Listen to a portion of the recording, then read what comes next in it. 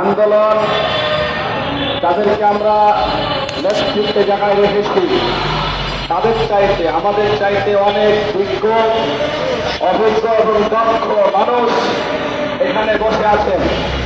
তাদের মর্যাদা রক্ষা করতে পারছি না, এজন্য আন্তরিকভাবে দুঃখিত।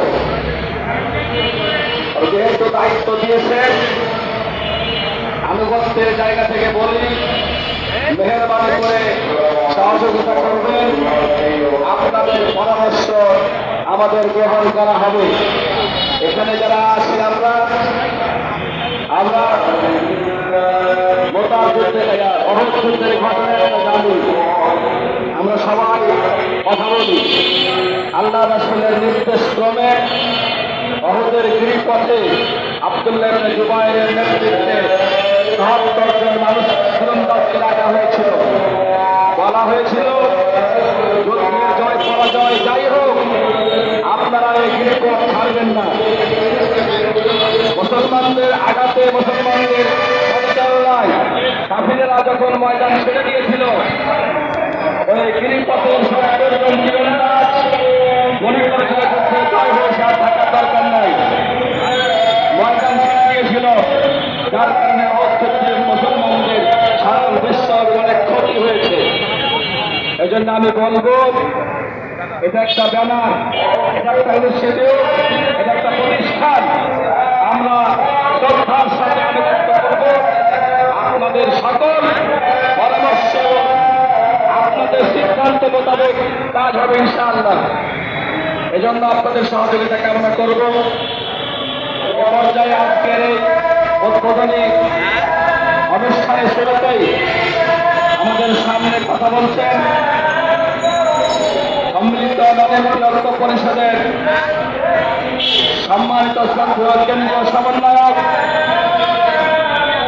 সুদূর মহাখালী থেকে আমাদের মাঝে সবাই দিচ্ছেন, আমাদের ননিমুখী দুঃখ দুর্দশা ঘটার জন্য যিনি রাত দিন পরিশ্রম করছেন, আমাদের একান্ত শ্রদ্ধা আমাদের দায়িত্বশীল হাফেজ মাওলানা এবং অধ্যক্ষ জনাব মিজানুর হক মামুন ভাই, জনাব মিজানুর হক মামুন ভাইকে দিক নির্দেশনামূলক বক্তব্য দেওয়ার জন্য সংগ্রামে অনুরোধ করছি।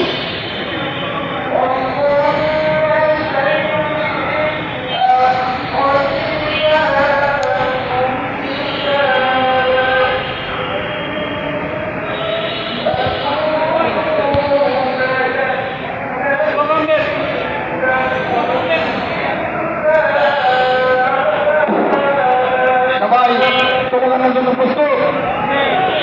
সবাই স্লোগানের পরপালি হবে হাতে।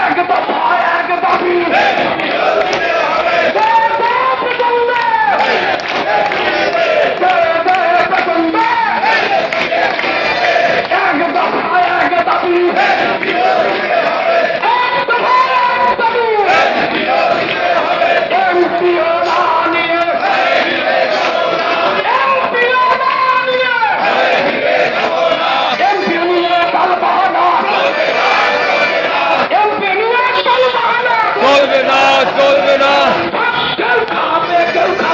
তা হবে না, তা